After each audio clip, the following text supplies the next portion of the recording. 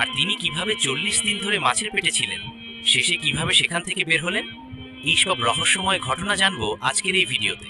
চলুন আর দেরি না করে শুরু করি আজকের ভিডিও।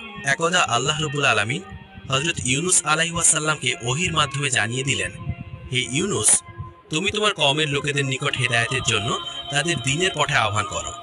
যদি তোমার কওমের লোকগণ হেদায়েত কবুল না করে, তবে আমি তাদেরকে সেইভাবে ধ্বংস করে দিব যেভাবে ইতিপূর্বে আদ ও সামুদ জাতিকে ধ্বংস করেছিলাম।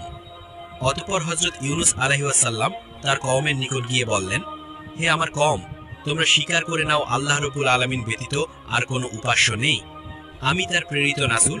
তোমরা দেবদেবীর পূজা পরিত্যাগ করে এক নিরাকার ও সর্বশক্তিমান আল্লাহ রাব্বুল আলামিনের উপাস্য ও ইবাদত করো এবং আমার উপদেশ ও আদেশ অনুযায়ী কাজকর্ম করো। কিন্তু কওমের লোকগণ তার কথার প্রতি কোনো কর্ণপাতই করল না, বরং তারা জবাব দিল, হে ইউনুস, তুমি যদি আমাদেরকে টুকরো টুকরো